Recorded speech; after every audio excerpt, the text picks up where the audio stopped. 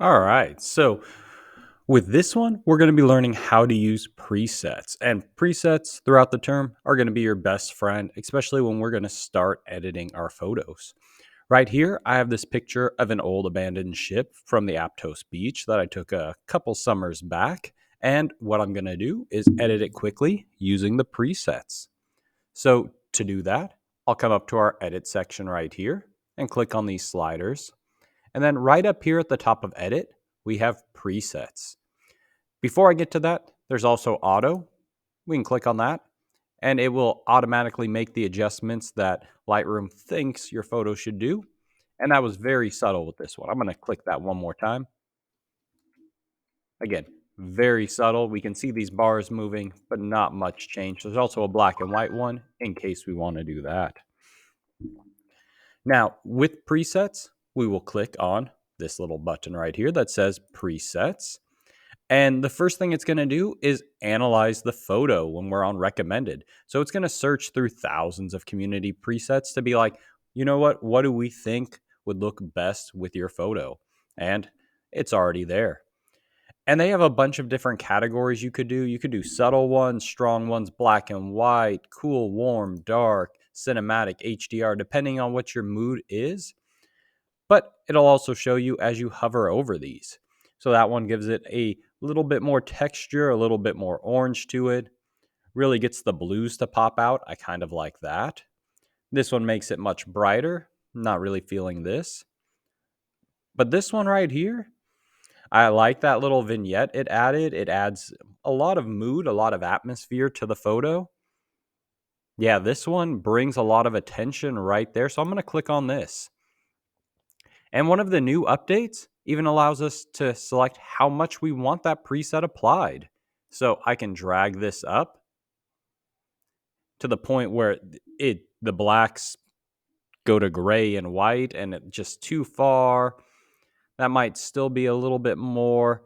This works a bit as a horror image.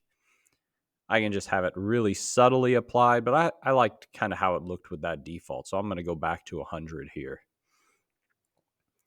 And one of the cool things, there we go. If I double click these numbers, it'll reset back to 100 as well.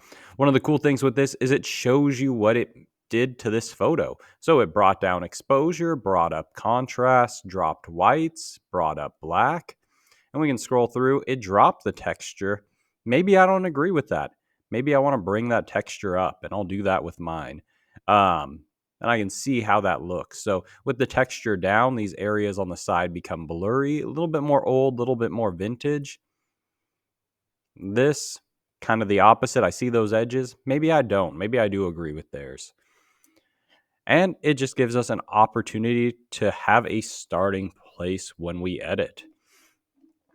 Now, there's a couple different things we can do with this. One, we can export this photo, call it a day. It's all edited. But remember, we can always Control C to copy those settings. And then we can click on another photo. Let's find one like this. Okay, we're selected on this one. This one is not edited. Control V. And I applied that same preset again. And I can even find a photo that's different, like this one here. Control V.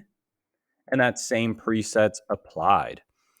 Now, let's say that we really, really like this preset.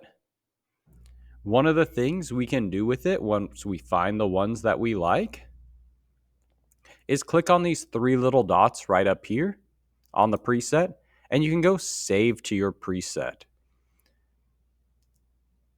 Or you can save as a version. So if I click save to your preset, brings up the name Lighthouse by Daniel Rojo. He's the guy who originally uploaded this. You can rename it something else to help you remember it, but that's always an option.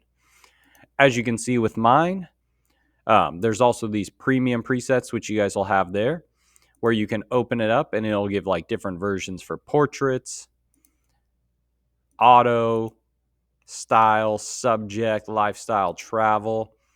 And that's always a good starting place too. But as you save them, they'll show up in yours.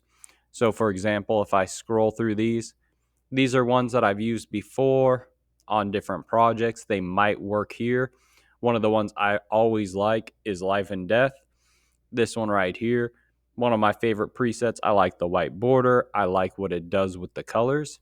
So I saved it so I can use it a bunch of different times with different photos. And of course, these presets aren't going to be perfect right from the start.